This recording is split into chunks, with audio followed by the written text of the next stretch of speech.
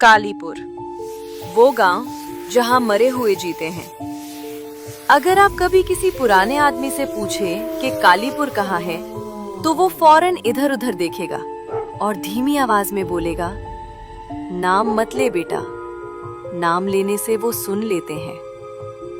कालीपुर कोई आम गांव नहीं था।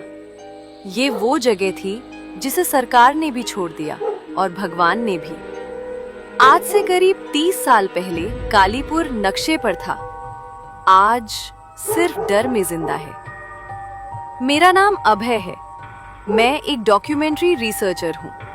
मुझे उन जगहों पर जाना पसंद है जहाँ लोग जाने से डरते हैं। जब मैंने पहली बार कालीपुर के बारे में सुना तो सबने मना किया। रेलवे स्टेशन के चाय वाले ने कहा, रात को वो गांव सांस लेता है। बस ड्राइवर बोला, उस रास्ते पर गाड़ी अपने आप बंद हो जाती है। लेकिन मुझे जाना ही था।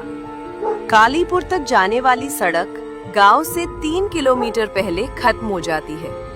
उसके आगे सिर्फ जंगल, सूखे पेड़ और हवा में अजीब सी बदबू, जैसे सड़ी हुई मिट्टी और जलते मांस की। शाम ढल रही थी। पक्षी अचानक चुप हो गए और तभी मैंने पहली बार देखा। वो सड़क के बीच खड़ी थी। सफेद साड़ी, लंबे खुले बाल, चेहरा झुका हुआ। मैंने राहत की सांस ली। कोई गांव की औरत होगी। फिर मेरी नजर नीचे गई। उसके पैर जमीन को छू ही नहीं रहे थे। वो हवा में तैर रही थी। मेरी सांस रुक गई। उसने सिर उठाया, आंखें पूरी काली, और बहुत धीमी आवाज में बोली। गांव में कदम रखते ही मेरे मोबाइल की स्क्रीन काली हो गई। घरों के दरवाजे खुले थे, लेकिन अंदर कोई नहीं। दीवारों पर अजीब निशान, जैसे किसी ने नाखूनों से नोचा हो। एक घर की दीवार पर लिखा था, गांव के बीचों बीच एक पुराना कुआं था। उसमें से हवा नहीं, फुसफुसाहट आ रही थी। मैंने रिकॉर्डर ऑन किया और जो आवाज आई वो आज भी मेरे कानों में है। अचानक मुझे किसी के चलने की आवाज आई। पीछे मुड़ा। एक बूढ़ा आदमी मिट्टी से सना हुआ खड़ा था। उसकी आंखें अंदर धसी हुई थी।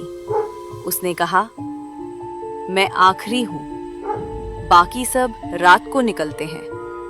मैंने पूछा, कहाँ? वो मुस्कुराया, खेतों में, हमारे साथ खड़े होने। रात ठीक 2:17 सुबह पर पूरा गांव उठ खड़ा हुआ। हर घर से लोग निकले, औरतें, बच्चे, बूढ़े, लेकिन उनकी आंखों में जान नहीं थी। वो सब चुपचाप खेतों की तरफ चलने लगे। और तभी कुएं से वो औरत निकली, बिना पैरों की। उसने मेरी तरफ देखा और बोली, 30 साल पहले गांव में अकाल पड़ा था। पानी नहीं, खाना नहीं। एक तांत्रिक आया।